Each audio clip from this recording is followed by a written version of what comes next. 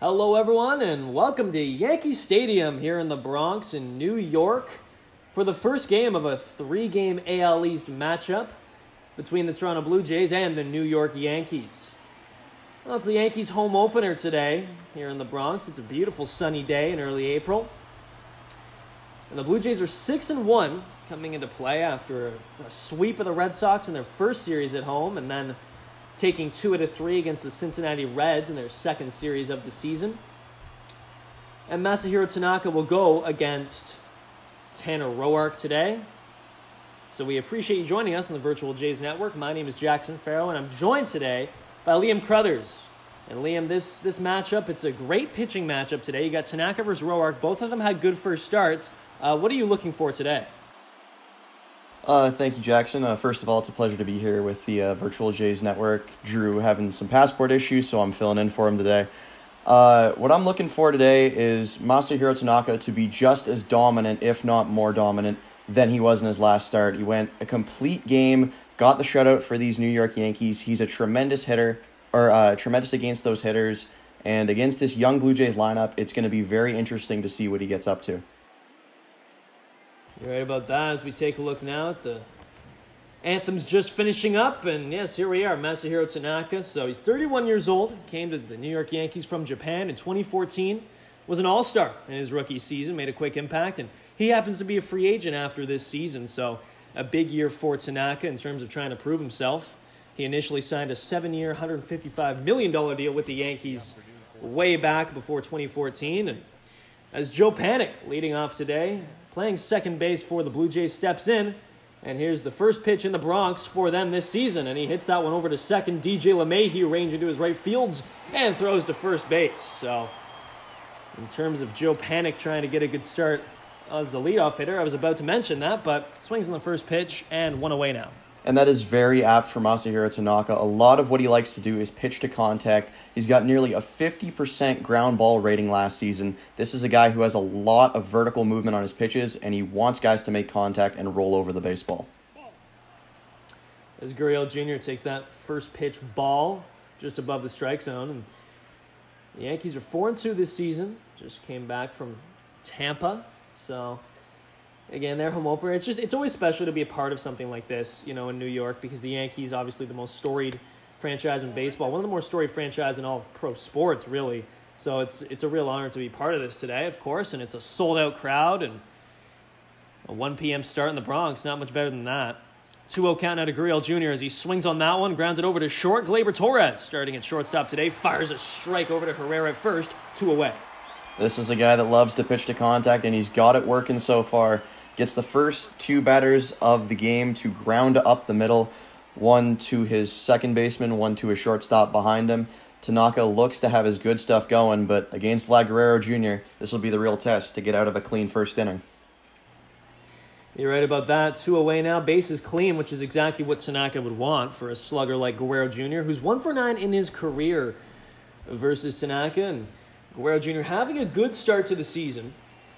You know, He hasn't hit for too much power yet. He does have 1 home run, but mainly just getting singles, some good contact, and a couple walks here and there. And he's been hitting in the 4-hole mainly, but he's up to number 3 today, and he's in a 2-0 count now to Tanaka, who's been giving out some hitters' counts early here. Yeah, and Tanaka will try to avoid allowing these Blue Jays hitters to get into good positions, but starting off these counts 2-0, 2-1, and maybe even 2-2, he might run into some problems later in this game. Right about that, as Guerrero Jr. drives that one into shallow right field. Oh, and Frazier lets that one get down in front of him, so that's a base hit, the first of the day for the Blue Jays.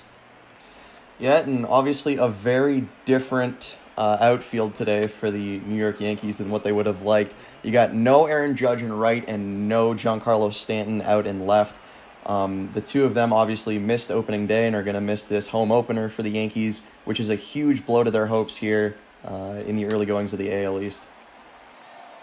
You're right about that, as that one is thrown over to second base, and force out was made. So we head to the bottom of the first inning here in New York. It remains a 0-0 ball game.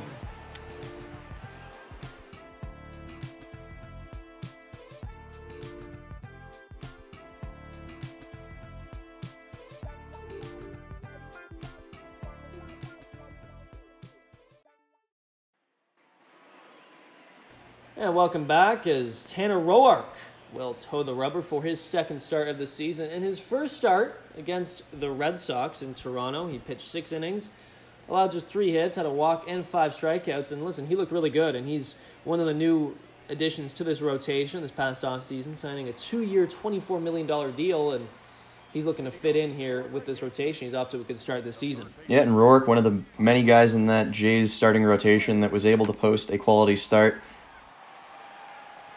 As Tyler Wade drives that one between the gap between first and second. So it'll be a leadoff base hit for him. He's playing third base today for the Yankees. And now Rosel Herrera, hitting number 2, comes up to the plate to some cheers. He's playing first base today. Yeah, and wearing Curtis Granderson's old number for the Bronx Bombers. That's interesting.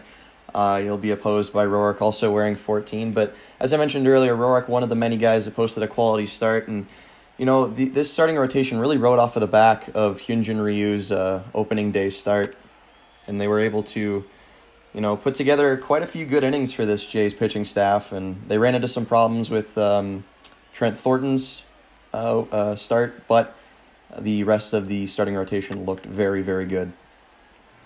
Yeah, and then Ryu and Shoemaker both looked excellent against the Reds as well, so, you know, a good start for this staff, at least in the rotation.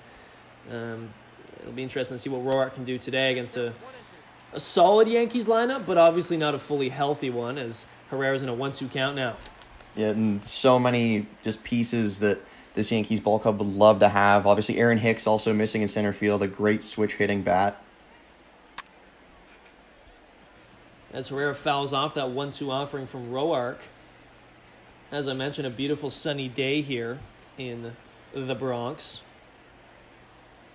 And Roark deals that one inside. It's a 2-2 count now.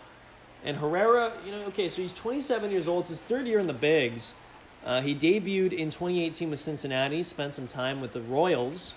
So he's been around a little bit. Last year was kind of one of more of his healthy seasons. He appeared in 63 games, and he had a 240 average. And as that one is grounded over to Panic, and he makes an error on the play. So that'll be his first error of the season. First and second, none out now. And Joe Panic was brought in at second base to not only mentor Kevin Biggio, but also to shore up that right side of the infield. But after that error, it'll be 2 on and none out. And the prolific DJ LeMahieu, a tremendous average hitter, loves to put the ball in play, loves to make the defense work, and he's got a chance to drive in the first run for the Yankees here. Yeah, Roark's command looks to be an issue early on. Now, DJ LeMahieu, tremendous year last year. 26 home runs, 102 RBI. He's a free agent after this year. As you mentioned, a great contact hitter. He's going to cash in, that's for sure. As that one misses high, it's a 2-0 count, and Roark really struggling early on here, as I mentioned. Yeah, and Roark's got to calm down here. He's got to figure out how to start attacking these Yankee hitters, because the more you get behind in the count, the more they're going to burn you. And he misses there. Now a 3-0 count with Gleyber Torres on deck. You really need to get an out here. You do not want to have him up with more runners in scoring position. So this at-bat is imperative for Roark to retire LeMahieu, and he can't, as that's a 4-pitch walk to DJ LeMahieu, and Roark's in some trouble here early. You said it. It'll be Gleyber Torres coming up with the bases loaded and none out here in the bottom of the first. Man, these hometown fans would like nothing more than to see Gleyber cash in here, drive in 1, 2, 3, maybe even all 4 runs here. Yes, the grand slam of possibilities. Gleyber Torres, arguably the best hitter in this Yankees lineup today. Probably not in the organization, but certainly today. He's 4 for 5 in his career versus Roark with a home run. And Torres coming over in that 2016 deal for Aroldis Chapman. He's a former Cubs prospect. Hit 24 home runs in 2018, followed it up with 38 last year. And he hits that one down the line. That's a fair ball. That'll drive in a couple runs. And that was fielded by Fisher, but it doesn't matter as 2 runs are in to score on a Gleyber Torres single. It's a 2-0 ball game. Just what the doctor ordered for the Yankees here. You're in front of an electric sold-out crowd on opening day, and Gleyber Torres comes up, makes no mistake, rips that thing down the left field line. Might have been looking for a fastball there. Got the pitch that he wanted to hit, and he was able to cash in with 2 RBIs. So Roark in some serious trouble here early in hostile territory as Miguel Andujar steps in. DHing today, primarily a third baseman, but with Tyler Wade manning the hot corner today, Andujar will be off his feet. And he had a season-ending shoulder surgery last year, but he's someone who the Yankees have developed really well. And he's 25 years old, and he's technically in his 4th year, but he's really only had 1 full season. As he swings and misses on that pitch, it's a 1-2 count now. Yeah, and Andujar's biggest asset has always been his bat. The defense lags a little behind, but the Yankees have liked what they've seen, and they're trying to develop that infield defense at third base a little bit more to get him more consistently in the lineup. And it's a 2-2 count now to Andujar. Still none out with runners on first and second. So the double play is still, in play here. I guess technically the triple play would be too. But for Roark here, it's imperative to try to get a ground ball, and he gets one. And that one is lined straight to Drury at third. Wow, that was a kind of a weird ball. That was a slow liner, and Drury makes the play. Yeah, and he got Andujar out on his front foot. That ball off the end of the bat floated itself over to Brandon Drury, who made no mistake on that weak line drive. And now Roark, with a ground ball, could end up getting out of this inning with only 2 runs scoring. And now Gary Sanchez, the prolific catcher, at the plate now. And Sanchez is a guy who can hit for power. I mean, last year he hit 34 home runs, had a really nice year.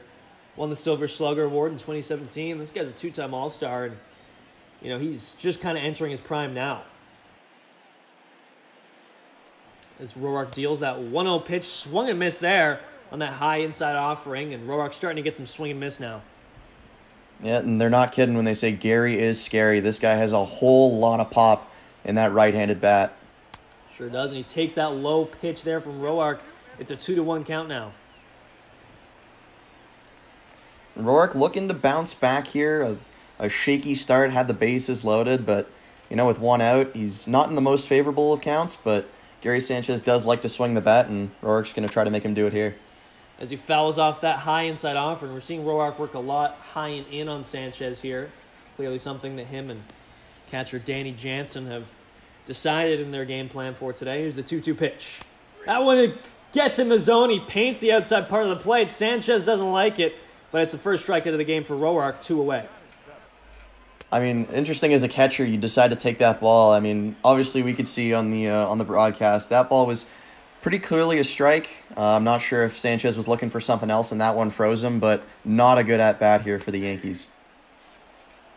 You're right about that. And should mention, today is April 2nd, so it's nice. Starting to get some nice weather here in New York. The sun is shining. It's a pretty warm one today. Roark up to 25 pitches. I wonder if that plays in. The first outdoor game the Jays have played this season. An 0-1 count now to Brett Gardner, who's playing center field today. Now, he's spent his entire career in New York. He was drafted by them. He's in his 13th year now with them. He's played over 1,500 games for them. He's hitting number 7 for them today. As that one's grounded over to third, Drury fields and goes to second. Panic will get there for the force out. So Roark escaped a very difficult first inning. But it's still 2-0 New York as we head to the second on Yankees opening day.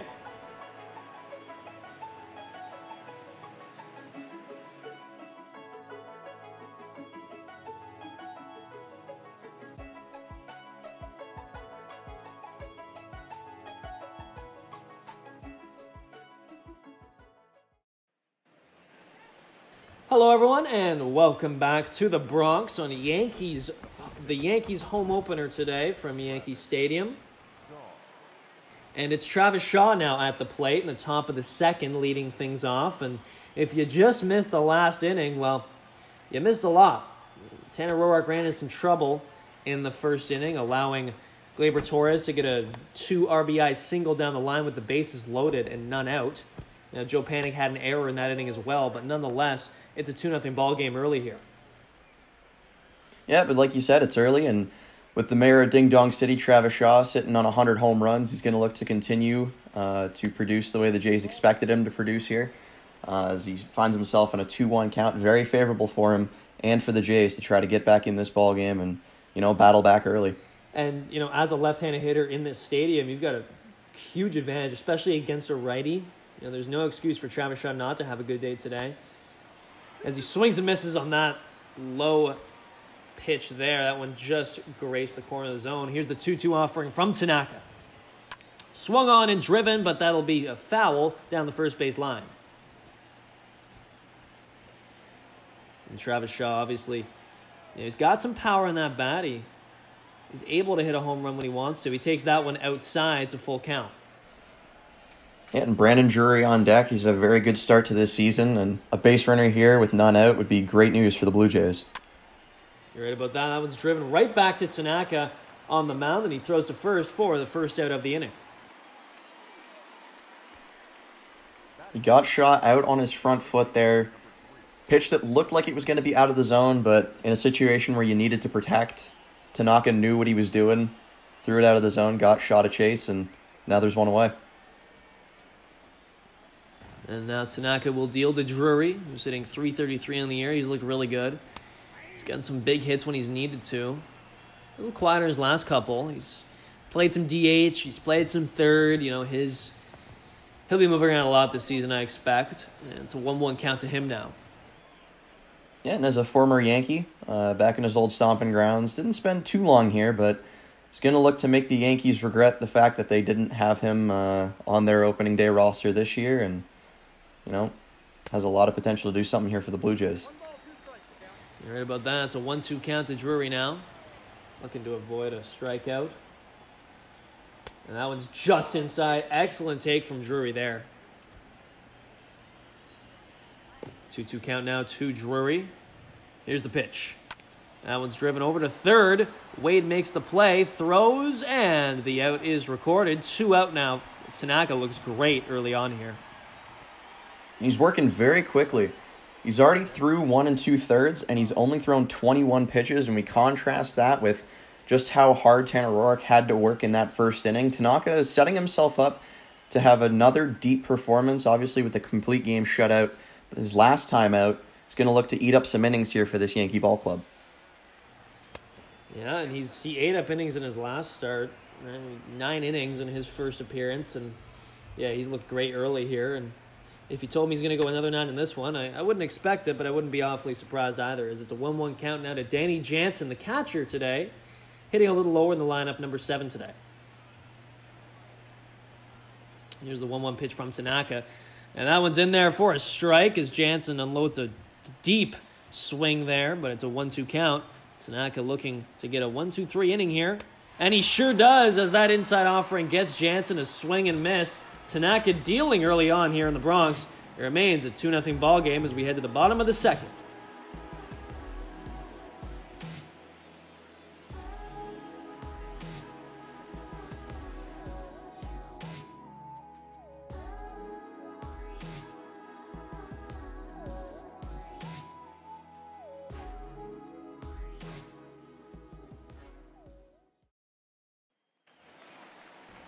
Hello, everyone, and welcome back to the Virtual Jays Network. Jackson Farough alongside Liam Crothers calling this one today. And the first inning was not favorable for Tanner Roark, who allowed a walk, a couple hits, and he was able to work his way out of it once he got kind of more towards the middle bottom part of the lineup, but really struggled with the top end. We'll see how he does against Clint Frazier, who's hitting 8th today. Yeah, and Roark, obviously not the performance that he wanted on the back of 2 very good outings to start the year. But there's still a lot of time in this ball game, and he's going to look to settle things down and, pull this Jays ball club through some innings here. And we'll see if he can do that today, as it's a 2-2 count now to Clint Frazier playing right field, and he's only really there because of all the injuries. Frazier's still trying to find his way into this starting lineup for the Yankees as he grounds over to second, and it'll be the first out of the inning.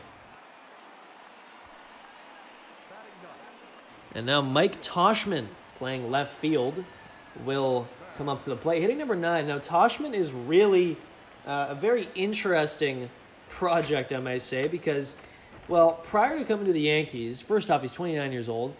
He had played just, not even 52 games in the big leagues, and then he comes over to the Yankees in a trade in March of last season, hits 13 home runs, 47 RBI, and 865 OPS, had a 3.8 wins above replacement according to Baseball Reference last season, and he was 9th among all outfielders in the major leagues in terms of defense. So we potentially are seeing Brett Gardner's replacement here in the outfield. This guy was electric last year, a .333 average on balls in play, and to put that into perspective, Yasiel Puig had a number very similar in his rookie season. Obviously, Puig tapered off a little bit towards the middle of his career and is currently unsigned, I believe, but nonetheless, like you said, a very good WAR. He strikes out here, not what he was looking for to start the year in this ballpark, but fans are very high on him and high on the future for him. As that one's hit over into left field, so Tyler Wade gets his second base hit of the game. He's looked great here, a couple singles for him, but yes, Mike Toshman definitely something to keep an eye on if you're a Yankees fan. As now Rosel Herrera will come to the plate with 1 on and 2 out. So he hits that one foul past the third base line. And Herrera's last at bat, he hit over to second, but Joe Panik unable to field it, made an error on the play, which allowed 2 runners to reach. And that one's driven into deep right center field. It'll get into the gap. Alford giving chase. He has to field and throw, but it's looking like Wade's going to come in to score, and he does. Wow, so Rosel Herrera with a 2-out RBI double puts the Yankees up 3-0 here. Tremendous job from Herrera there. You can see turns the hips, extends the arms, and drives that thing into the right center field gap, which gets a run in. And, man, Roark looking really shaky so far in this game. Yeah, you're right about that, as he deals that one in there for a strike. LeMahieu at the plate. Now he had a walk in the first. This is probably the last guy you want to see at the plate in this situation. 2 out and a runner in scoring position. With such a good contact hitter like LeMahieu, you get a real good chance here to get a base hit. As he drives that one foul, it's a 0-1 count now. 0-2, pardon me. Yeah, and I'm surprised Joe Panik didn't even think to throw that ball home. Obviously, he took a look, but I guess he figured it wasn't worth the risk, and not sure if that's because of the error he had early on. And that's a swing and a miss there. Roark gets a much-needed strikeout, so Rosel Herrera gets a 2-out RBI double to add an additional run to this Yankees lead. It's a 3-0 ball game in the Bronx.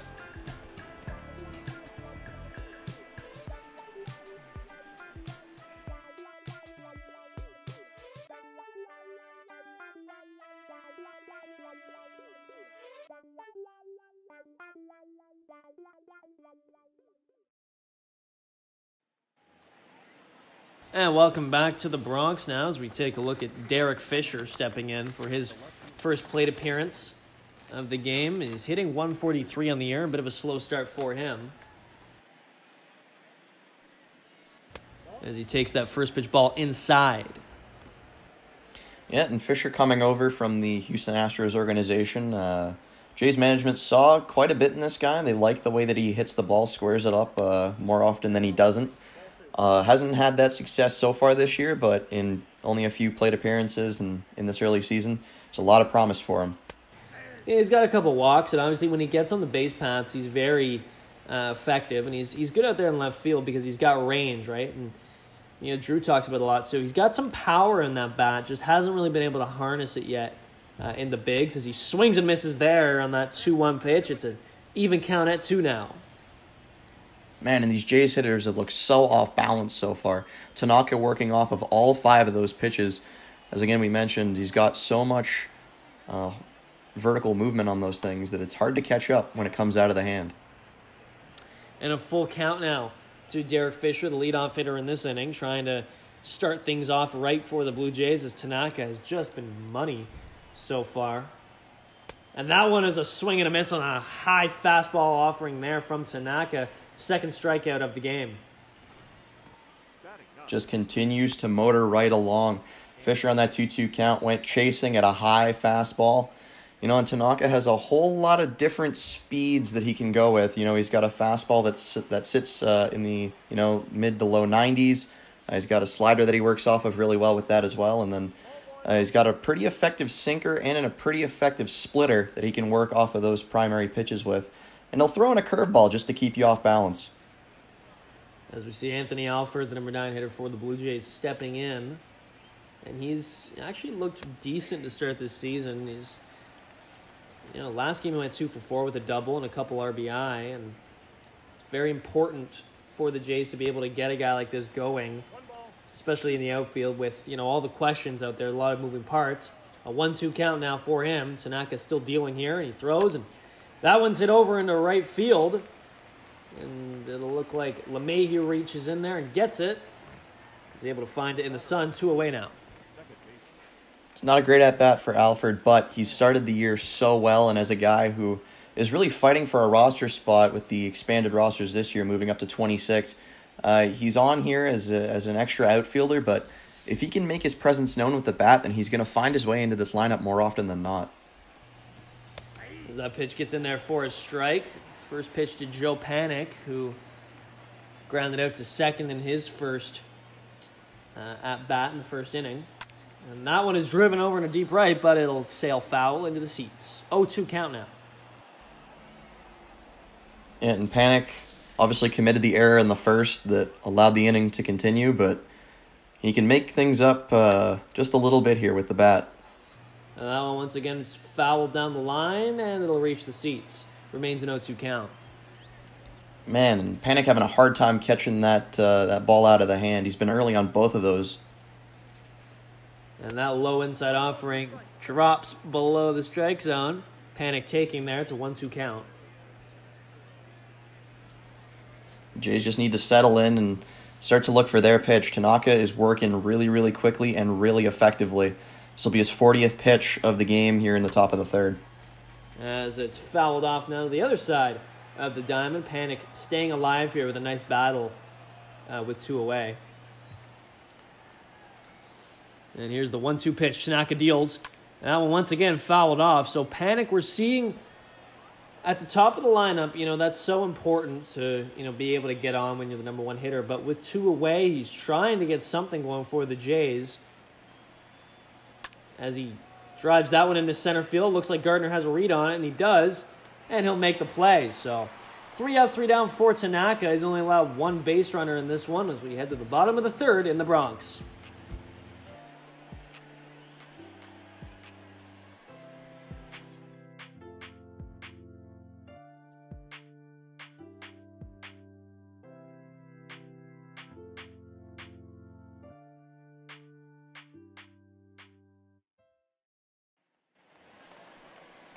Hello, everyone, and welcome back on the Virtual Jays Network. My name is Jackson Farough. I'm joined by Liam Crothers today in the broadcast booth. And here's a star in New York, Gleyber Torres, at the plate. And he had a couple RBI already in the first, and he's such a dangerous player early on in his career as he fouls that one off down the third base line. Yeah, and he in his first at-bat, he jumped on an inside pitch and ripped it down the third baseline, and he's going to look to have as much success, if not more, here in his second at-bat. And so for Roark, you're already up, approaching 50 pitches here with, through 2+ innings. Hasn't really looked great. His command's been a problem. He's been leaving some balls right in the middle of the zone for these hitters to get. And I mean, delivers a strike there. He's starting to get some whiffs, but not an ideal start for Roark here in the Bronx. No, not at all. The Jays have only seen a start like this once so far this year from Trent Thornton in his first go-around. But it's still early. It's the bottom of the third. There's a whole lot of baseball left to play. If this ends up being a bullpen game for the Jays, they have some competent arms. But ultimately, Roark's going to look to steady the ship here and leave this with only 3 runs earned. And it's a full count now to Torres. He's battling here in front of a sold-out Yankee Stadium. Here's the payoff pitch. That one's low. It'll be a leadoff walk to Gleyber Torres. You know, Aaron Boone is going to love to see that. With a guy who's struggling to find his command, with a guy who's struggling to really settle into this game, you work a 3-2 count and you end up getting ball 4. You got a base runner here with none out and a pitcher on the mound who is going to look to try to work out of trouble. And when a guy tries to pitch around you and avoid making a mistake, is probably when he's going to make the most critical mistake. Great point there, and we'll see if he makes one here against Miguel Andujar, who last game was 0 for 4. And he's 0 for 1 in this on. He lined out to Drury in the first. A 1-0 count now. Here's the pitch. That one swung on, and it looks like Torres is stealing, and he'll get there safe. Not the best throw from Jansen there. No, not at all. Torres with a decent jump. He's got a little bit of speed out there. Obviously, he plays the middle infield, so speed is not the biggest factor in his game. But I think with a good throw there, Jansen would have had him nailed, but that ball bounces in the dirt. Panic had to scoop that thing up to avoid having it go into center, and Torres has second. As Andujar takes that high inside offering, it's a 2-1 count. And now a runner in scoring position for Andujar as he drives that one right back up the middle. Roark fields and throws to first. Torres advances to third, 1 away now. Excellent play for Roark. And that is very, very big in this game. If that ball gets through up the middle, we saw Torres show off the wheels. There is no doubt that he rounds third and tries to score. And, you know, not exactly an Aaron Judge for the Jays out in center field. Not a huge arm, so he obviously saved a run there, and he's going to look to work out of this. But with only 1 out and a man on third, it's going to be a very, very tough task with Gary Sanchez. Yeah, you're right about that as he fouls off that first pitch offering. And 0-1 count now with a runner on third and just 1 away. And a very good RBI opportunity for Sanchez and trying to manufacture some runs as that one is a high offering there. It's a 1-1 count. And Sanchez he's 0 for 1 looking for his first hit here of the game. He struck out looking on a pitch that just painted the outside part of the plate in the first inning. Now in a 1-2 count again. Here's the pitch. Another strikeout for Sanchez. This time it's swinging. The catcher has 2 strikeouts in this one. 4 on the day for Roark now. And Sanchez went down looking his last time up on a fastball that caught the outside of the zone. This one, a breaking ball that was a little bit more outside. Sanchez trying to rectify his mistake, and in doing so, he's set down again, second time today with a strikeout. And then we'll see Brett Gardner, who grounded out in the first to third. And, yeah, so Sanchez now 2 strikeouts on the day early here. And Roark, his pitch count's high, but he's got 2 out now in the third and a runner on third. Trying to, lots of 3s there. Trying to keep Gardner off the base paths and keep this thing a 3-0 game. Trying to give his offense something to work with here. 1-1 count out of Gardner. He deals. And that one is driven into left field, and it'll just sail foul there into the seats. Oh, and Roark got away with one there. That was a curveball that hung up in the zone. If Gardner would have been looking for something like that, there's no doubt that that thing's in the seats right now. Yeah, you're right about that, especially as a lefty. And Gardner, when he gets a hold of one, he's got some sneaky good power. Had his highest home run total of his career last season. As that one's dealt to him. He drives that one into deep left field. Fisher ranging back. And he gets there at the wall to make the play. Oh, Derek Fisher making a good defensive play in left to end the inning. It remains a 3-0 ball game here as we head to the 4th in New York.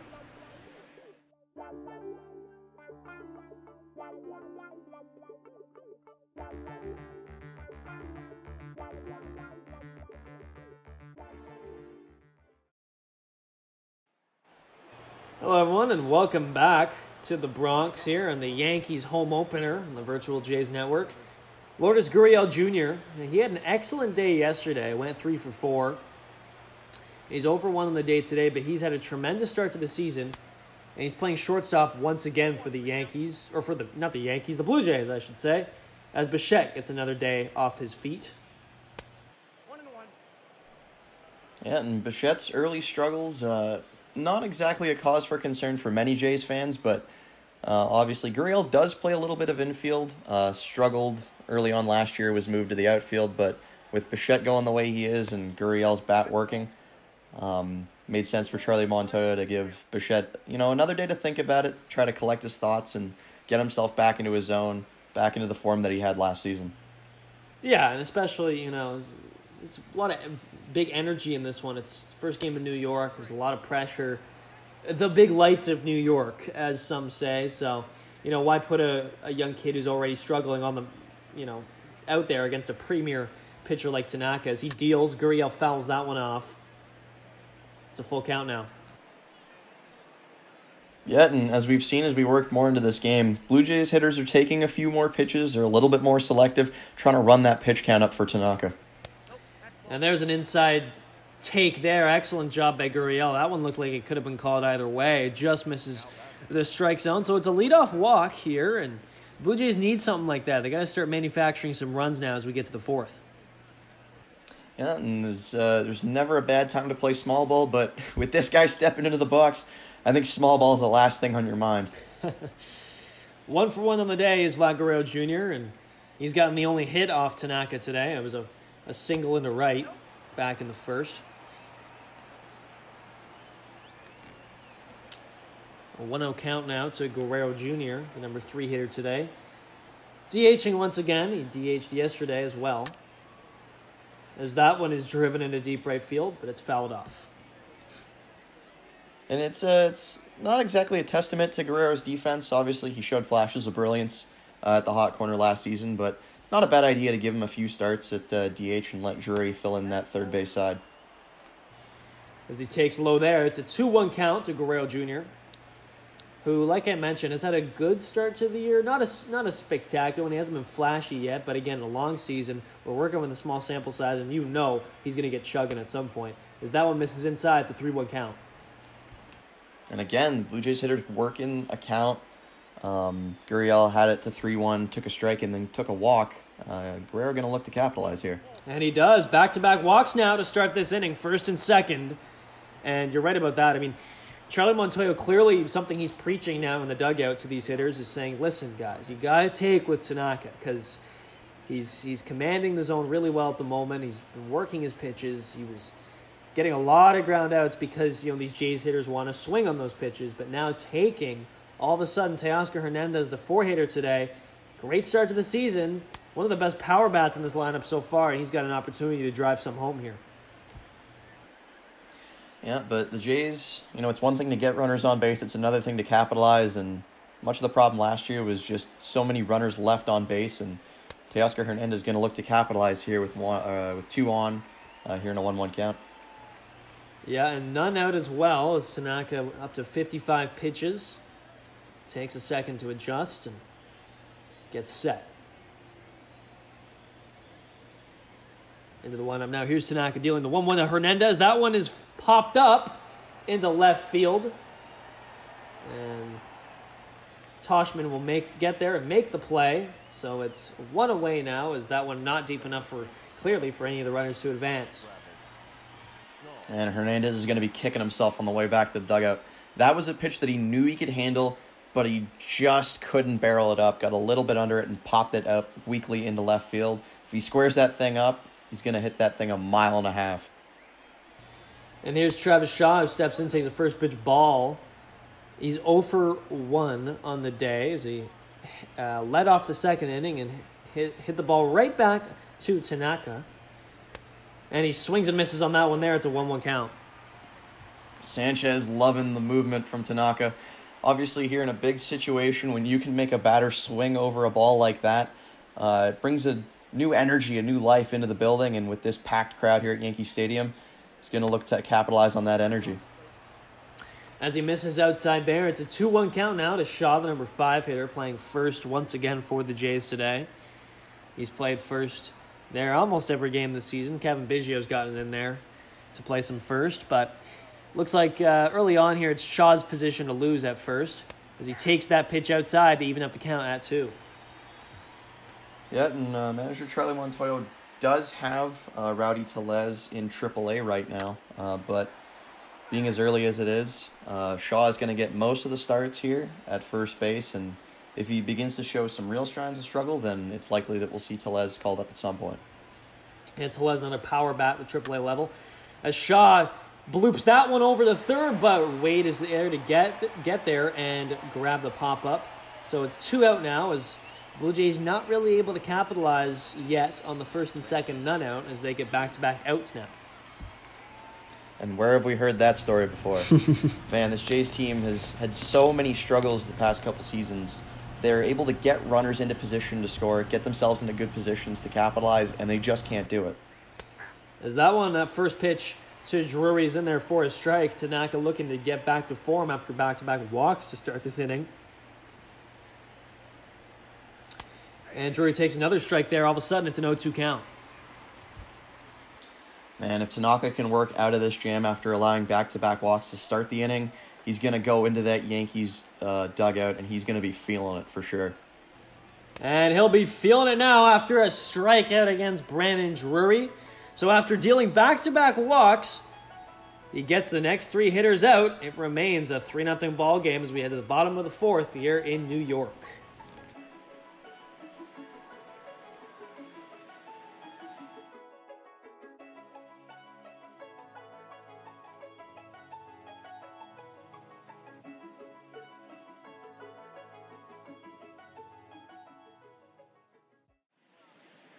And welcome back to the Bronx.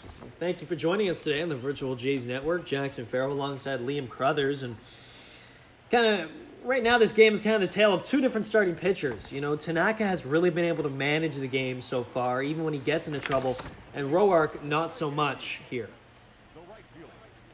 Yeah, and against a Yankees lineup that's missing so many of their big power bats, you would have liked to see Roark, put up a stronger first couple of innings. Obviously, 3 runs isn't going to kill you, but, with the way that this Jays lineup is sort of missed to capitalize on their opportunities so far, it's going to be an issue.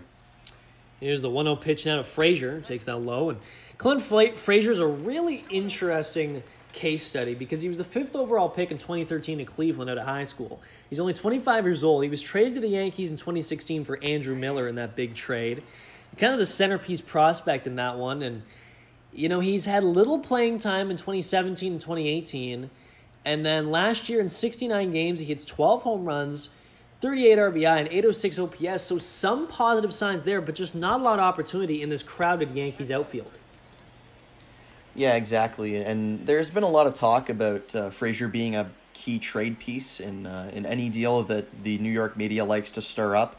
But obviously, he's a guy who's playing a little bit pissed off because anytime he gets a chance in the lineup, he does well, but those chances are hard to come by for him. Takes that pitch inside, and it's a leadoff walk for Clint Frazier playing right field today. And so he has a good at-bat now. And as we see Mike Toshman, we were talking about him earlier, again, another guy in this Yankees outfield who is kind of caught up in the mix, but opposite to Frazier, Toshman looks really good. He looks like someone who kind of has to have his bat in the lineup every day. Yeah, and obviously working in the American League, that designated hitter spot is a manager's dream when you are looking for another guy to be able to slot in your lineup that doesn't have to go out there and play defense in a crowded position. And it's a 2-0 count now to the number 9 hitter, Mike Toshman, playing left today. Great defensively, and he had a good offensive season last year. He drives that one into deep right field. Oh my goodness, that one is out of here. The first home run in Yankee Stadium of the season. First home run for Toshman this season. It's a 2-run shot, and all of a sudden it's a 5-0 ball game in the Bronx. Talk bomb, right center field. That thing was obliterated. He nearly got that thing into the judges' chambers where Aaron Judge's fans like to dress up and root for him. Man, that ball was obliterated.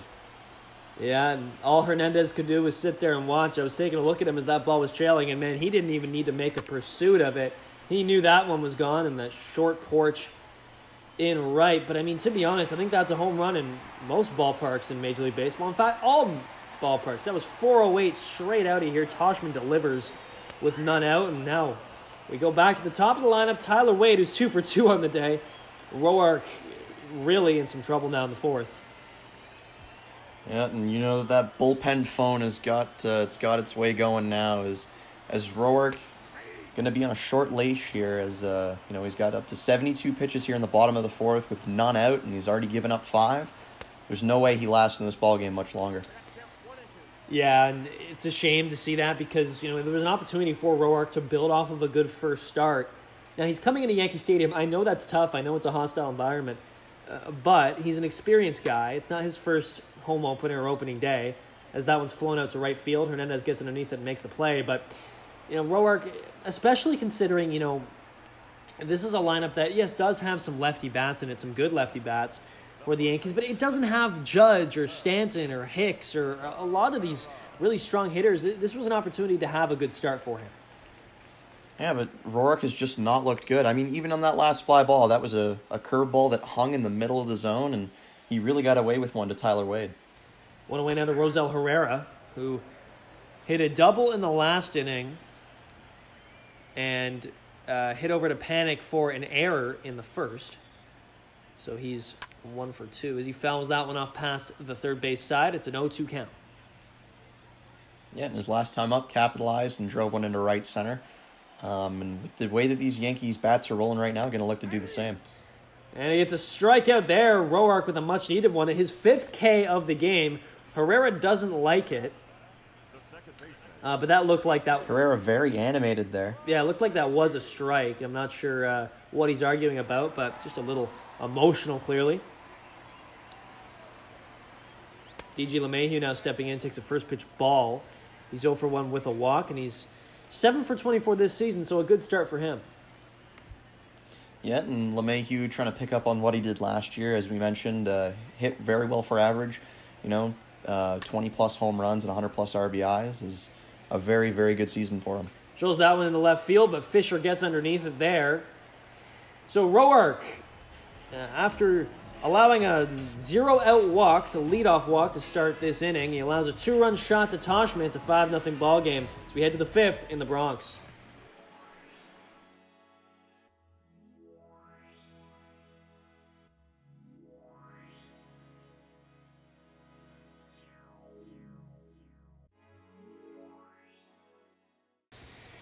Hello, everyone, and welcome back to the Bronx. If you just missed the last half inning, well, you missed a lot. After a leadoff walk to Clint Frazier, Tanner Roark allows a 2-run home run from Mike Toshman, the 9-hitter for the Yankees. So it's a 5-0 ball game as we enter the 5th inning. I can't see Roark being allowed to pitch much more than probably one more inning, if that. But on the other hand, Masahiro Tanaka, 65 pitches as he deals his first pitch of the 5th, a strike to Jansen. He's looked incredible so far. Yeah, and as a lineup, you'd like to see a pitcher throwing maybe 15 pitches every inning, and Tanaka is on pace to throw less than that here in this top of the 5th. But as we mentioned earlier, the Jays hitters are getting a little bit more patient, trying to work that count, and if they can get Tanaka up to 75 pitches, it'll probably be a successful inning. Jansen hits that slow grounder over to short. Torres is there to make the play, so the first hitter is retired here. And Jansen went reaching for that one. He knows it. He's up the first base line and obviously not happy with himself. Not a great pitch to hit and not too sure what Jansen thought he saw, but might be a case of a Blue Jays hitter trying to do too much here with a 5-run deficit. I agree with you there. And we were talking about, earlier, you made a really good point in saying these Jays hitters need to take more pitches, right? They need to get walks. They need to work Tanaka to get that pitch count up. And Jansen kind of doing the opposite there as he reached for one outside the zone. And, as the leadoff hitter in the inning, when you're down 5, you got to get on base. So Jansen not doing a great job there. But Derek Fisher, 0 for 1 on the day with a strikeout in the 3rd, will try to maybe generate something here. As he swings on that one, fouls it off. It's a 1-2 count now to Fisher. And that ball was an example of that pop that we talk about. He was a little bit early on that thing, but he ripped it down the right field line.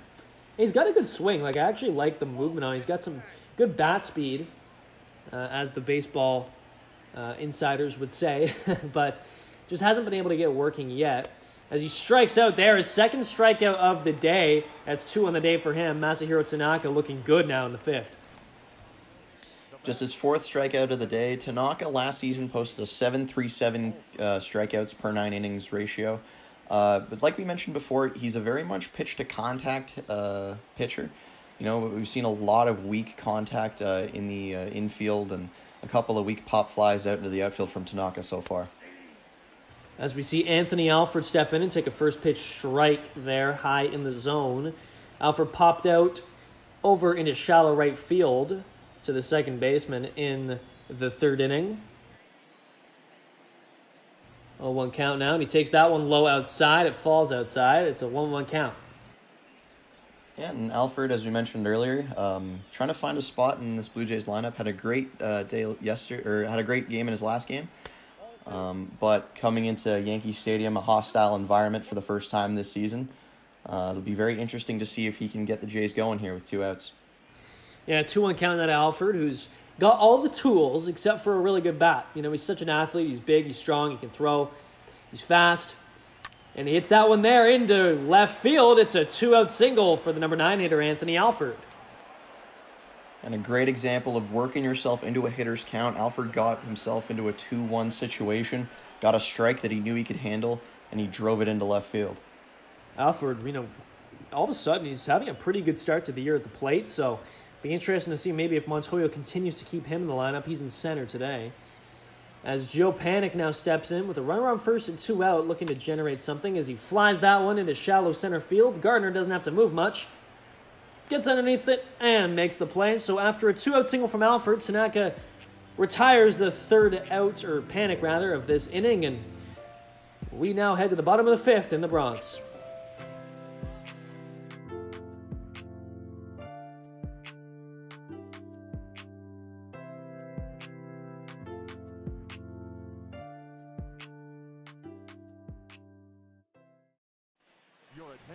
As we see the bullpen get used now for the Blue Jays. Welcome back on the Virtual Jays Network. Jackson Farrell alongside Liam Crothers. And Liam, now we see Shun Yamaguchi come in for his 4th appearance of the season. And he's got 4, 5, 6 hitters. Torres, Andahar, and Sanchez now. No easy task here. Yeah, and another Japanese import taking the mound here at Yankee Stadium. Yamaguchi, not too much experience here so far. He's only pitched in 3 games. Bit of a rocky start in his rocky outing in his last go, but here down 5-0. His job is to limit the damage and try to keep this Yankees lead right where it is. Yeah, and he came in the first game of the Red Series, and it was a close game. It was a 1-0 ball game, and he allows a 2-run shot to Joey Votto, and that was pretty much it for the Jays. They ended up losing that one 4-1. Now you don't score any runs regardless, so. Part of the blame does have to go to Yamaguchi, who wasn't great in that one, but he looked good in the first series against the Red Sox. We'll see what he can do today as Torres drives that one into deep left, but it is foul. Torres turned on that high and inside fastball, but, as we've talked about, Mark Burley loved to say when he was with the Jays, a foul ball is just a loud strike. As Torres hits that one up the middle, past the second baseman Panik into center field. So it's a leadoff single for Torres, who's 2 for 2 with a walk on the day. And Torres showing off that young talent. He's already stolen a base, scored himself a run, drove in 2 RBIs, and now he's got his 2nd hit of the day, drove that thing right back up the middle. Keep in mind, this guy's only 23 years old. He is going to be a presence in this Yankee lineup for years to come. Wouldn't be surprised to see him in Yankees lore for a long, long time, because he's been fantastic. Ever since he arrived here, he's been lethal. He was a top prospect coming up. He's checking all the boxes, and he's had a great day today, and he'll have many more the rest of the season. But Yamaguchi now has to work around a leadoff single. Now, here's the thing. Yamaguchi comes in. He's got a clean inning here in the 5th, and he was a starter in Japan. He pitched 180 innings last year, so he is capable of going multiple innings and he's probably going to need to do that today, giving some middle relief to the Jays after a tough Tanner Roark start. Yeah, and Yamaguchi going to try to eat up some innings for this bullpen. You know, he's coming in after Roark was only able to work 4 innings. And you're trying to save your bullpen a little bit for this 3-game set against the Yankees. Yamaguchi is going to be a very big part of saving those arms for key situations later in the series. And thankfully, Shoemaker went 8 innings yesterday in his start, so too much bullpen action wasn't needed. So the bullpen is relatively fresh. But with a short start for Roark today, that bullpen is going to be tested in this 3-game series. But they do have an off day tomorrow, which definitely helps. Full count now, as Andahar grounds that one back up to the mound. Yamaguchi goes right to first. Didn't even think about going to second, as Torres is fast on the base pass. But 1 out now with a runner on second. That's a good use of the internal clock from Yamaguchi. He understands who he has on first base. Knew that he had to take the safe out at first, and unfortunately, with the double play out of the question, a single from Gary Sanchez could probably make this a 6-0 game. Yeah, Torres a ton of speed on second. Sanchez 0 for 2 with 2 strikeouts, 1 looking in the first and then 1 swinging in the third, both from the outside part of the plate.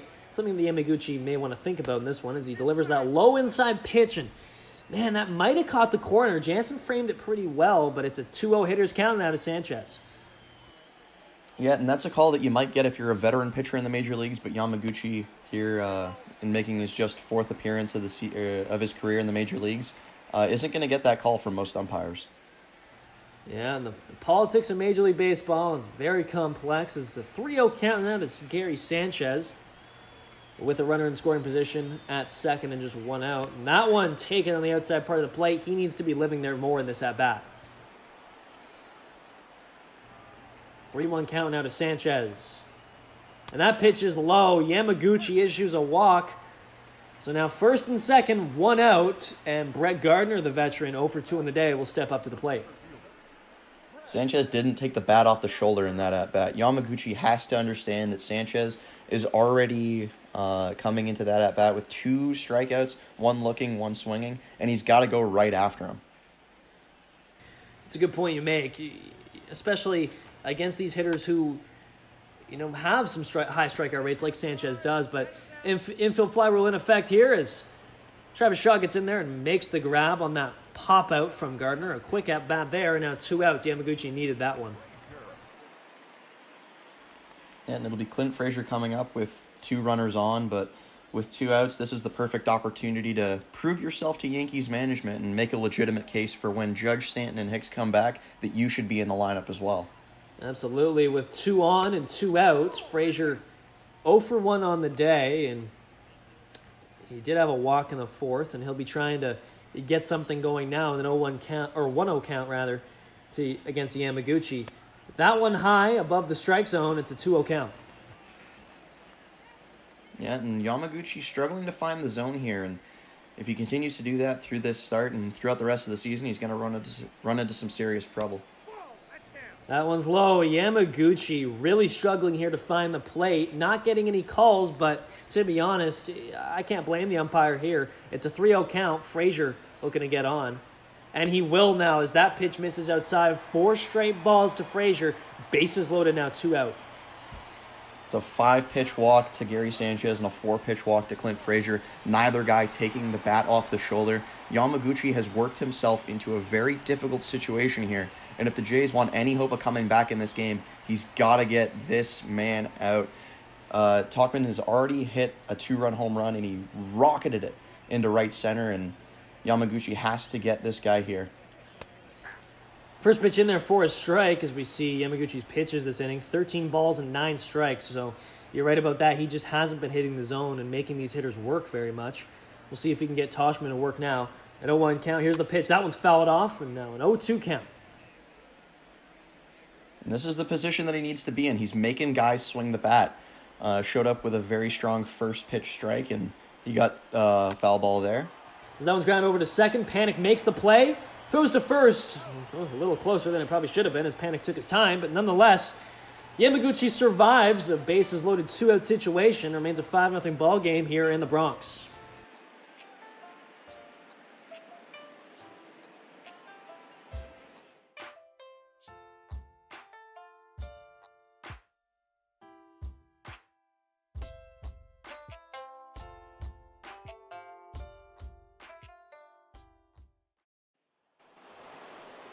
Welcome back here. Blue Jays Yankees. First game of a 3-game set here in the Bronx. It's the opening, or home opener, I keep saying that. The home opener for the New York Yankees in historic Yankee Stadium as Lourdes Gurriel Jr. steps in. And my name is Jackson Farough. I'm joined by Liam Crothers in the broadcast booth today. And Liam, Tanaka is still going strong here. 77 pitches as he starts to deal in the 6th. And now he's got the 2, 3, 4 hitters. What's going to be the key for Tanaka to survive through the middle portion of this game now? Stick to what you've been doing. Tanaka has been dealing all game long. He's had the hitters off balance. He's looked great on the mound. Ultimately, as his pitch count starts to climb a little bit higher, he needs to work on that location of his pitches. But I think if he can continue to work with the stuff that he's had so far, he'll be successful. And that one just foul there. That was a lot closer than it looked. As that one, for a second, I thought Gurriel might have sprayed that one into the short porch out there and right, but it doesn't go as that one fouled off as well. No, 1-2 count.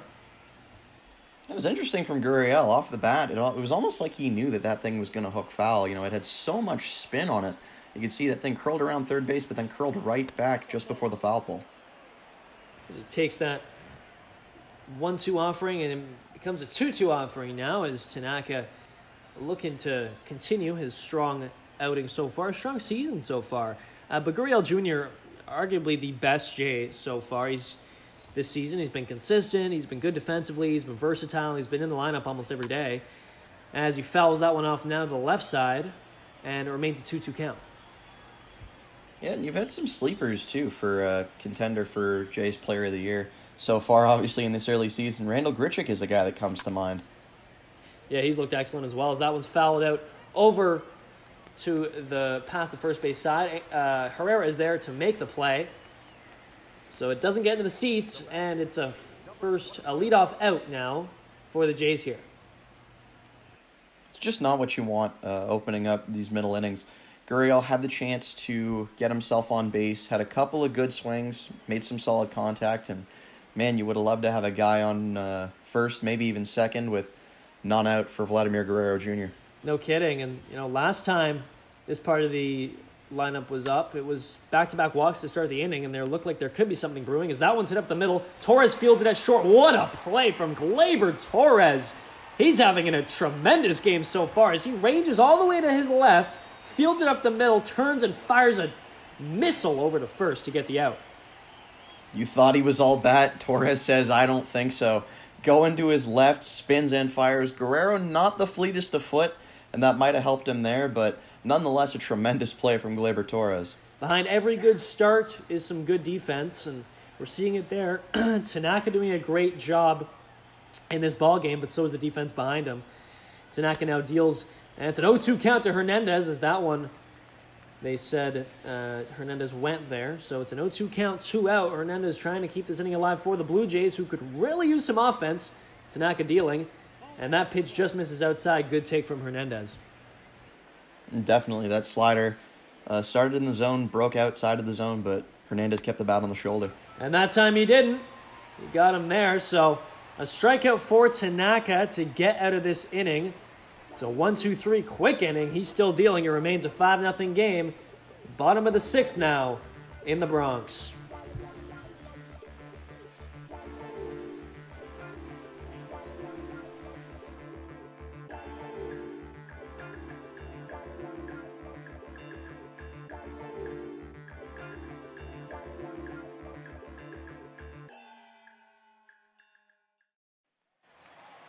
And welcome back to Yankee Stadium on the Virtual Jays Network. Jackson Farough alongside Liam Crothers. And now Tyler Wade, the leadoff hitter for the Yankees, steps in. And he's 2 for 3 on the day. Exactly what you want from your leadoff hitter. Yeah, and Tyler Wade, obviously, a guy that's, sort of filling a spot, as there are a lot of bats that aren't present here in the Yankees lineup. But Wade making a strong case to find himself maybe at the top of this lineup again once some of those big bats return. Well, I think the one thing that injuries to your lineup do is they show you what you've got in terms of depth, right? And what you've got, on the bench and kind of the AAA level. And we're seeing a guy like Tyler Wade really deliver here as he drives that one in a deep right. Hernandez is underneath it to make the play, but definitely something to ponder for Yankees management as they see some new faces here. And Another new face, Rosel Herrera, who is 1 for 3 on the day. An error, or he hit into an error in the first, had a double in the second, and then struck out looking in the fourth. Yeah, and obviously on that third at-bat, it was a pitch low, maybe outside, but definitely caught the zone, and Herrera wasn't happy with the umpire, which is interesting from a guy who's had a pretty good day up to that point to be that animated after getting rung up on strikes. Yeah, and you know, not to be kind of one of them old men of baseball, so to speak, but it's not like Herrera has a ton of street cred to be able to argue those kind of calls this early in his career. And as he swings and misses on that outside offering, it's a 1-2 count. So Yamaguchi in his second inning of work now. Now in the fifth, if you missed it, or even if you didn't, he had some issues. He loaded the bases, but he was able to get out of it as he gets a swing and a miss from Herrera there. Jansen gets the ball away from him, but he's able to get it and make the play, so he finishes off that out there. An important play for Jansen. Yamaguchi has definitely settled things down, worked himself into some trouble in the last inning, but he's got 2 very quick outs here in the bottom of the 6th, and this is exactly what Montoya was looking for when he brought Yamaguchi into this game. Yeah, and especially against the top of the order, you need to be able to get the top couple hitters out. He's been able to do just that. So LeMahieu doesn't have anyone on the base paths, and now he's in an 0-1 count. Yamaguchi deals. That one is high and evens up the count at 1. And LeMahieu, a guy who, you know, last year got a couple MVP votes, finished 4th in AL MVP voting, oddly enough. But he had a tremendous year, especially, you know, with some injuries in that Yankees team as well. Very important. It kind of, you know, we always knew he was a good player in Colorado. Could always hit for contact, but man, we're starting to see some power and some versatility from him in New York as he swings and misses there. His second strikeout of the game. Yamaguchi has a clean inning, a 1-2-3. Blue Jays sure needed that as they'll try to get some offense going in the 7th.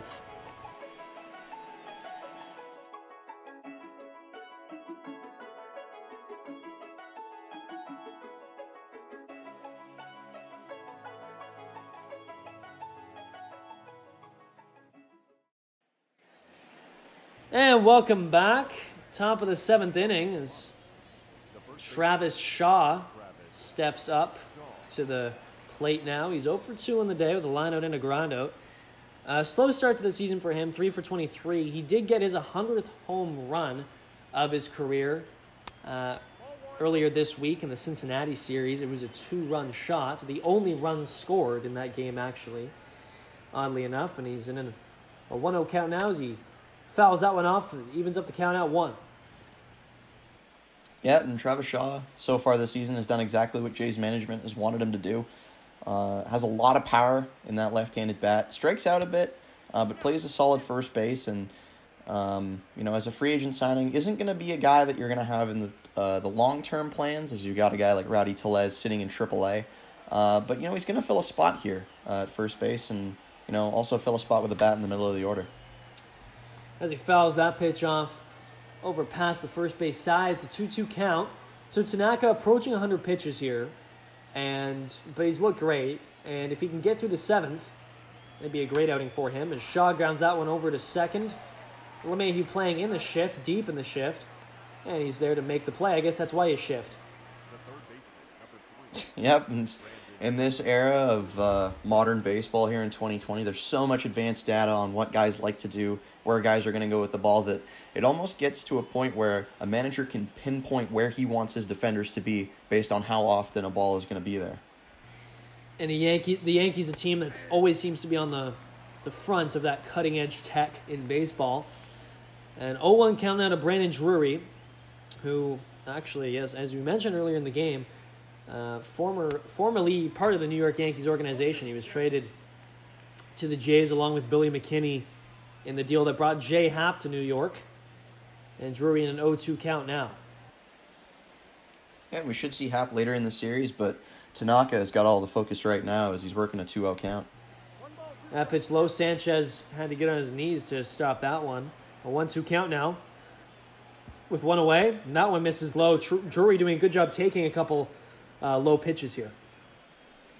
Yeah, and obviously a guy who's a little bit more familiar with Tanaka than anyone else in this Blue Jays lineup, having come up in this system and seen him a couple times.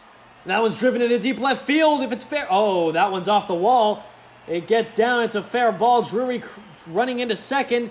And he slides in and he'll get there. An excellent throw, though, from left field that came in from Toshman, as he's very good defensively. But Drury gets a double here.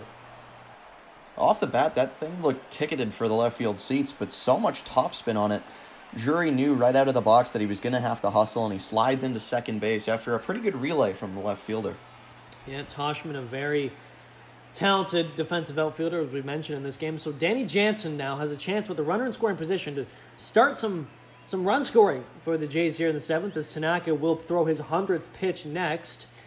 And with one out, what's the approach here for Jansen at the plate? Well, there's never a bad time for a rally, but Danny Jansen has to understand that he has to stay within himself. He can't try to do too much here. It's got to be next man up at this point, down 5 runs. As we see the Yankees bullpen get busy, Adam Ottavino and Jonathan Holder, 2 righties getting warm for them. As Tanaka now has thrown 100 pitches in the 7th, the runner in scoring position. It makes a lot of sense for that bullpen to get warm. As he misses there, a 2-0 count, hitter's count to Jansen here. I'm not sure where he missed, and for Tanaka, a guy who's been dealing all day, it's kind of interesting to see that he didn't get that call in the low outside corner, but Jansen's not going to complain as a catcher himself. Yeah, and that's the give and take of baseball, and a 2-0 count now. That one swung on, fouled off. That pitch was low in the zone, so it's a 2-1 count for Jansen, the catcher, today. Yeah, it's still a very favorable count, but like I said, it's got to be the next man up, and Jansen has to get on base here. As he fouls that one off, it's a 2-2 count now with one away. So Tanaka able to get himself back into this count against the number 7 hitter Jansen. Tanaka trying to stay alive here in this 7th, and so is Jansen. Here's the pitch. That one swung on through the gap between the shortstop and the third baseman. So Drury advances to third. Jansen with a 1-out single, first and third, just one away for Derek Fisher now. Yeah, and that's a great job by Danny Jansen. Got a hanging breaking ball. Decided to get on almost, decided to turn the hips, got himself on top of it, and drove it through the hole in the left side of the infield. Now with 2 on and only 1 out, this is exactly where Derek Fisher wants to be.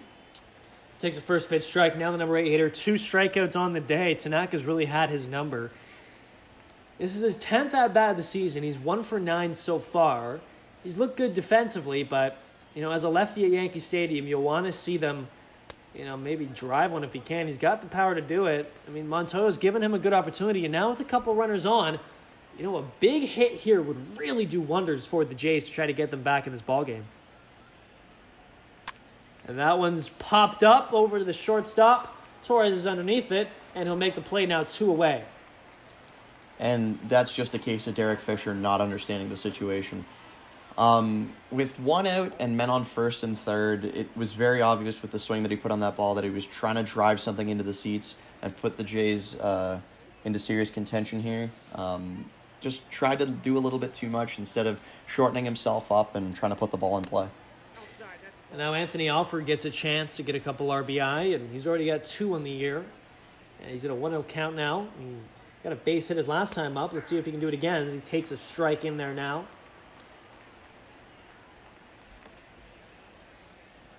So Tanaka up to, this will be his 110th pitch, so he is going the distance in this one. And looked good so far, but he's got to get his inning to try to, keep what has been a really good start, intact here. A 1-2 count at Alfred. Long gone are the days of pitch till you suck. As a strikeout there for Alfred, Tanaka is able to get out of the inning, and he keeps the shutout going. Alfred having a little conversation there.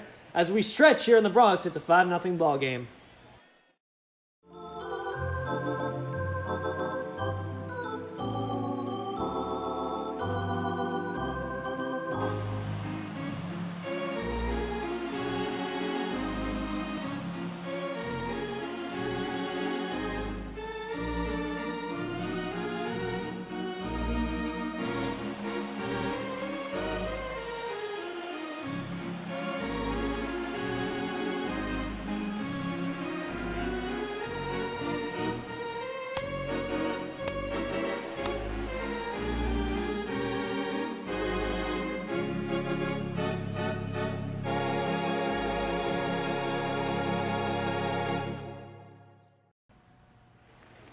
Hello, everyone, and welcome back as we're in the Bronx. It's a 5-0 Yankees ball game. Gleyber Torres 2 for 2. Yankees ball game. Yankees lead, rather, as Yamaguchi comes in for now his third inning of work. And in the fifth inning, he had some struggles, but he was able to get out of it after loading the bases. But then a 1-2-3 inning in the sixth allows him, gives Montoya the opportunity to allow him to start the seventh now.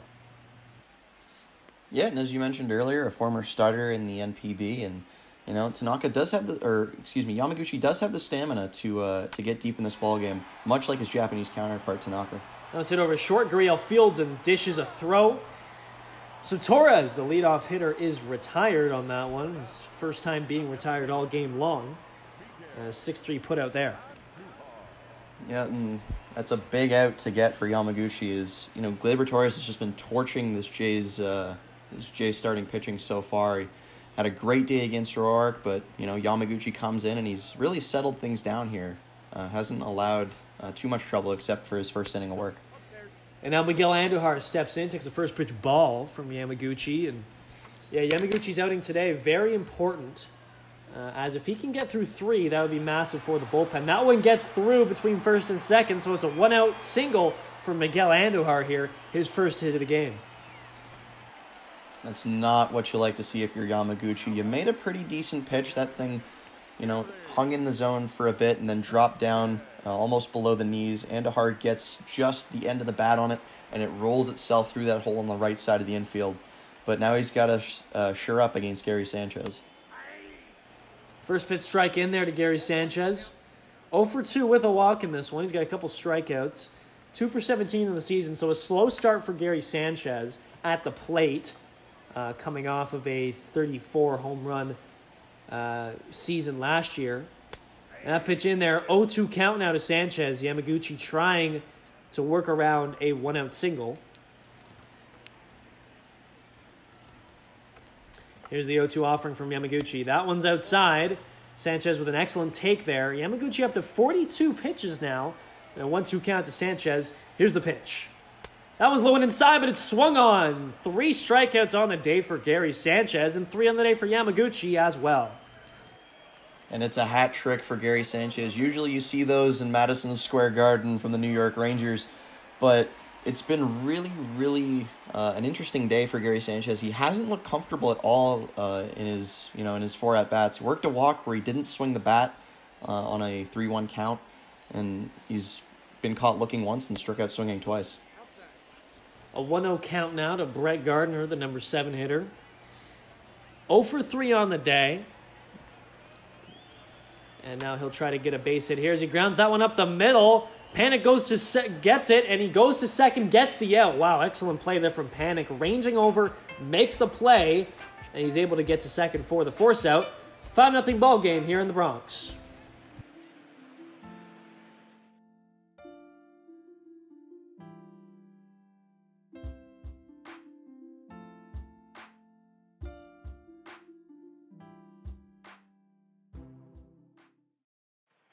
Your attention, please. And welcome back. So Masahiro Tanaka's day is done as he gets through 7 shutout innings. Another really good start for him. But now Adam Ottavino makes his first appearance of the season. And he had an excellent season coming out of the pen last season. Yeah, and it should be very interesting here. Adam Ottavino, when he came here to New York, said famously that he could probably strike out Babe Ruth. Not too sure if those claims still hold any weight, but a guy with tremendous breaking movement on that slider. He's going to rely on that pitch for most of his outings, so the Jays should expect to see a whole lot of off-speed, but he can still ramp that fastball in there and, with the change of speeds, blow it by a couple of guys. Ottavino's certainly not short on confidence as that one's grounded over to first. Herrera fields and makes the play to get the leadoff runner Panic retired. The bat, number 13, shortstop, Gurriel. Tanaka's day is done. 4 hits, 7 innings, gets 6 strikeouts and 2 walks, 111 pitches. So, Liam, another good outing for Tanaka today. And we mentioned it coming off of the top that he had pitched a complete game. Doesn't exactly get the complete game shutout in this one, but he takes a shutout into the 7th inning and opens it up for a very, very competent, very, very talented Yankees bullpen. And Tanaka, regardless of how this thing turns out, must be happy with the way he's performed in this early season. Well, it's kind of perfect because then you get, Tanaka goes 7, Ottavino, your setup man, can go in the 8th. And then, although he's not really their setup man this year, but he can be set up if you need with the way he pitched last season. And then Aroldis Chapman in the 9th. So, in terms of this pitching schedule in this game, Aaron Boone can just sit back and relax, at least for now, unless anything happens. But Ottavino in a bit of a groove now, although it's a 2-0 count to Gurriel Jr., who will try to get something going. 5-0 ball game, Yankees lead. Yeah, and Ottavino has the potential to work both the 8th and the 9th inning, barring any calamity here and any comeback from the Toronto Blue Jays. And I'm sure Aaron Boone would love to see that and save some of his arms for later in the series. Yeah, you make a good point there. Probably not a good idea to use Chapman in this one when you don't have to. Give him the rest when you have the opportunity to do so. It's a 3-1 count to Gurriel Jr. as Ottavino's pitch gets in there for a strike. It's 1 out. Top of the 8th. Gurriel, quiet day for him. 0 for 2 with a walk after a very good day yesterday in which he went 3 for 4. Let's see what he can do here. With 1 out in the 8th. That pitch gets in there for a strike. A really good pitch there on the bottom part of the plate from Ottavino.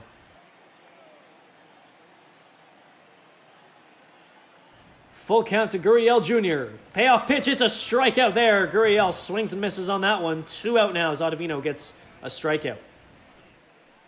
And these Jays hitters have looked off balance all day long. Tanaka worked it for 7 innings. Ottavino comes in, and he's got that wipeout slider that Gurriel swings over the top of, as you can see. Man, these Jays hitters have just not had a great time picking up the pitches out of the pitcher's hands today. Yeah, now 2 outs, so Vlad Guerrero Jr., who's 1 for 2 on the day. He grounded out to short in the 6th, but a walk in the 4th and a single to right in the 1st. 7 for 23 to start this year, so a good start to the year for him, a very good start in a small sample size. He's in a 1-0 count now, trying to grind out an on-base appearance here with a 2-0 count now and 2 away. Yeah, never bad time for a rally, and Guerrero can get on with 2 outs. You never know. 2-0 count to Guerrero Jr. He swings and misses on that one. Ottavino gets back in the count. Man, I think Guerrero wants that pitch back. That thing was center cut, middle, easy pickings for Guerrero on most days. Just wasn't able to get the barrel to that ball. Similar pitch there, and it's fouled off in the right field. It'll go into the seats. 2-2 count to Guerrero Jr., the number 3 hitter, DHing today for the Blue Jays. A second straight day DHing. Trying to keep this inning going for the Blue Jays, and he fouls that one off. So he keeps this at-bat going here. And this is what you want to see from Vladimir Guerrero Jr., a young bat, just being able to work the count. And even if he doesn't get on here, he's making Ottavino throw a couple of pitches.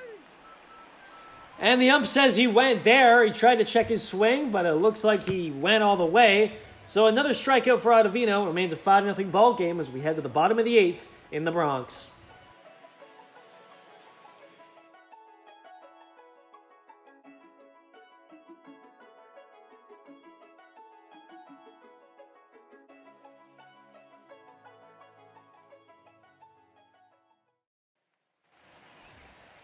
Welcome back as we start the bottom of the 8th inning. It'll be Clint Frazier up now. Shun Yamaguchi now out for his 4th inning of work. I mean, comes in middle relief, and he's really taken a lot of the game here. He may end up pitching the same amount of innings as the starter did, which is something that clearly Charlie Montoya wants to try to do, especially in a game where you're down by 5. These are kind of low average innings. At this point, Yamaguchi's just eating innings. Yeah, but, it's very good early in the season to see what you have with arms that you're not familiar with. This being Yamaguchi's 4th appearance on the season, I think he's been more than impressive, and Montoya knows that at the very least he's got a guy that can eat up some innings for him in a mop-up role. Starts things off with a strikeout to the number 8 hitter, Clint Frazier, who is 0 for 2 on the day with a couple walks. But now it'll be Mike Toshman, who's 1 for 3. He had a 2-run shot in the 4th. And those were the last runs that the Yankees scored as Yamaguchi came in and allowed the bases to be loaded in his first inning of work in the 5th, but he's played pretty well after that. But there's a base hit down into left field for Toshman as he cruises into second. So a 1-out double for Toshman now. He's looked good today. Yeah, and 2 for 4 in his first game of the season. Gets to make the start here in front of a packed house on their opening day here at Yankee Stadium. Obviously not opening day for the season, but Tauchman's been more than impressive so far and is definitely making a case to find himself in this lineup later in the season. So that'll chase Shun Yamaguchi after 3+ innings pitched. So now it's Thomas Pannone, who's looked really good so far this year. It'll be his 3rd appearance.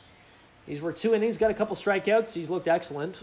He's pitched a couple full innings, and now he's got an opportunity. With a runner in scoring position and 1 out against the lefty Tyler Wade, he's got a couple lefties here. So if he can get them both out, he can get out of the inning here. Yeah, and long gone are the days of the lefty specialist, as this season the 3-batter minimum or finishing the inning is the only way a pitcher can be relieved. So, you get a little bit more strategy. You might put a left-hander in to face 2 of 3 lefties instead of just the one lefty and then turning it over to the bullpen once more. Yeah, I think that, in terms of the situational lefty, someone like Thomas Pannone, it really makes you have to work. You can no longer just rely on your stuff. You got to be able to get some right-handers out as well. As that pitch is inside the Tyler Wade, the number 1 hitter, who's 2 for 4 on the day. It's a 2-1 count with a runner at second in the form of Mike Tauchman. Here's the pitch. That one's low. It's a 3-1 count now to Tyler Wade. And Wade's done very well here at the top of this Yankees order. He's 2 for 4, and he's worked a very good count for himself here. Sitting on 3-1, doesn't have to swing at this pitch, and if he gets on base, you got 2 runners on with only 1 out. 3-1 count now. As that one's hit back up the middle, Gurriel fields it at short, throws, and he gets the out. So 2 out now. Tauchman advances to third, but excellent defense there from Gurriel Jr. Yeah, and the defense from Gurriel Jr. was one of the big things that kept him out of the lineup early. He had started as a middle infielder last season, made a couple of key throwing errors, spent some time in AAA developing himself as an outfielder, and at one point led all of the American League in outfield assists from left field. He's certainly poised to have a big season if he can keep that defense up. And Pannone dishes that one in there for an inside strike to Rosel Herrera, the switch hitter. I called him a lefty earlier on, but in fact, he's a switch hitter. So Pannone having to deal to a right-handed bat now, but it's an 0-2 count as Herrera dishes out a big swing there. Yeah, and Herrera started the day well against Tanner Roark, but since then, facing Yamaguchi and now facing Pannone, he hasn't really looked the most confident in the box. No, a couple strikeouts for him later in this game after grounding over to Panic and inducing an error in the first, part of that run scoring first, and then a double in the second.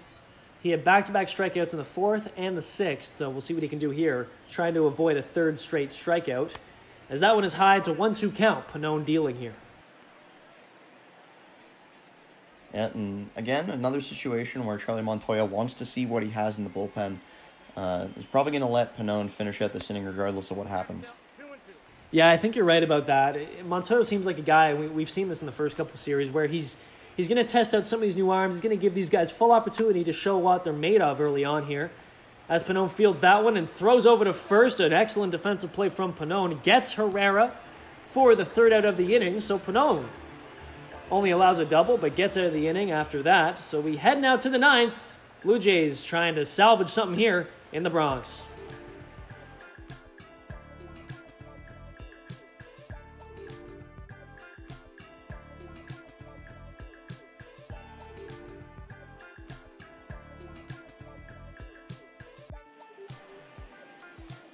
And welcome back, and now we're going to see the Yankees' premier closer, one of the best closers in the big leagues, and also one of the hardest throwing pitchers in the big leagues. Aroldis Chapman, a left-hander, will come in now to face the 4-5-6 hitters for the Blue Jays. I think this is just a situation where you're trying to keep this arm fresh, We saw there on the graphic that Chapman had only pitched in 2 games, and obviously you have this game today, and then you have an off day tomorrow before getting those last 2 games of the series in. This might just be an appearance for Chapman to, work on his stuff a little bit and stay game ready in a non-safe situation. Yeah, I agree with you. And also, when you're up against the 4-5-6 hitters, some power bats and a lefty in there with Shaw on deck as well. So it's a good opportunity to get some work in and, pad the stats a little bit potentially, especially in a 5-0 game when the pressure isn't really on. But also in the home opener, you want to make sure the fans get their money's worth and they can see their premier closer, as that one is swung and missed on there. An inside pitch gets Hernandez on the strikeout. Yeah, and Chapman showing off why he's one of the most elite closers in the game. Him and Josh Hader probably the two most effective lefties that are coming out of bullpens this season, and he shows it off right there with the tremendous fastball and a really, really good slider that's got a whole lot of bite to those right-handed hitters. In the third year of a 4-year deal with the Yankees, and it's been a great deal, as they initially got Gleyber Torres when they traded him to the Cubs. You know that, Liam. And then, of course, Chapman comes back and signs with the Yankees. So a nice move there for Brian Cashman. But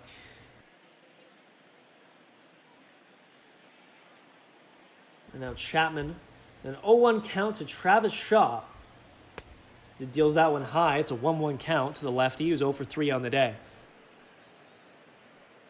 Yeah, and it's surprising to see Chapman.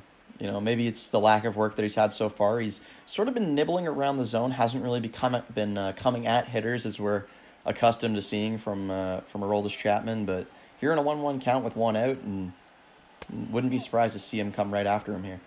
Yeah, no, 2-1 count as that one misses low and away. And you're right, that's a good observation. Is he usually goes right at hitters and just overpowers them. As a lefty, he's one of the pitchers who has the ability to do that, and he's very privileged to be able to do that. But he's not really doing that right now against Travis Shaw, the lefty. A little bit surprising as that one is in there. There is the challenge. He evens up the count at 2.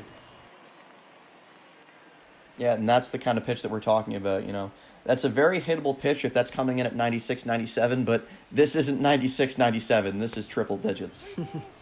And that one misses high, so a full count now to Travis Shaw, who's trying to reach here with 1 out in the 9th. He's 0 for 3 on the day. Here's the pitch. He'll take that one high for a ball. So Travis Shaw with his first on-base appearance today. So he'll get on with 1 out now as Chapman has to work around a runner on first. And Chapman looking a little displeased with himself. Had some good command on a couple of those pitches, but maybe he's releasing the ball a little too high or a little too low and not following all the way through because, it's uncharacteristic of him to walk batters like that. Double play still in order as Brandon Drury steps in and fouls off a first pitch into the seats. So an 0-1 count as Chapman tries to finish off this game for the Yankees. It's been a great game for them. They've been able to hit. They've played really good defense. And Tanaka and Ottavino pitching today has been excellent as well as that one is flown out to Frazier and right makes the play. Now 2 away.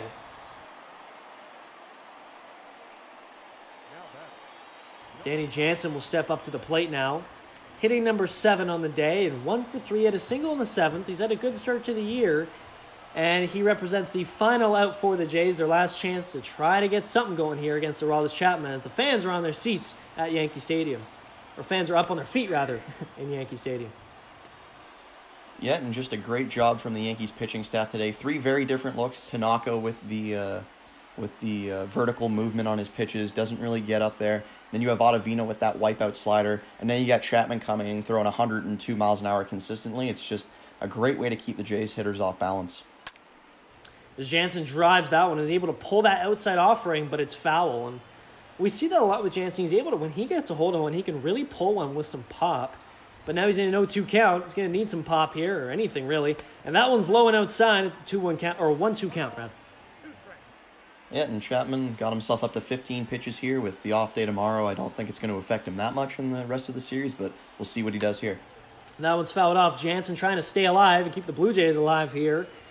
Chapman up to 16 pitches now, and as he tries to finish off this inning after allowing a walk to Travis Shaw and getting Drury to fly out. He struck out Hernandez in the first at bat, and he gets another strikeout there to finish off the game. He raises his arms in success as it's a 5-0 win for the Yankees in their first game at home this season. And in the first game of this 3-game set, the Yankees take it. The Jays will drop now to 6-2. And the Yankees will rise to 5-2 to start the season. But Tanaka with an excellent outing. Ottavino and Chapman excellent in relief. And I think the story of the game was, the Yankees were able to hit early on. They played great defense. But Tanner Roark, a tough day for him. Yeah, and obviously not what you want to see from your starter there. Doesn't eat up as many innings as you'd like. Doesn't even qualify for the win if he would have been in a position for that. And a little bit more adversity we've seen from this Jays pitching staff so far this season. Obviously, Roark had 2 very good starts before this, but only goes 4, allows 5 earned, walks 3, and has to leave things to the bullpen. And I guess the silver lining would be Roark did get 5 strikeouts, but nonetheless, he only goes 4, 3 walks, and 5 earned runs allowed, so not a good day for him. Now, Gleyber Torres, what a day for him. 2 for 3, a walk, 2 RBIs, a stolen base. Tyler Wade looked great in the leadoff position for the Yankees. In terms of the offense on both sides, what stood out for you today, Liam? The Yankees had a lot, the Jays had a little bit. The Yankees doubled up the Jays in hits. Gleyber Torres, as we mentioned, had a tremendous day. Rosel Herrera with a big double. Tyler Wade was big at the start of the lineup. Mike Tauchman, obviously, with a massive home run into right center.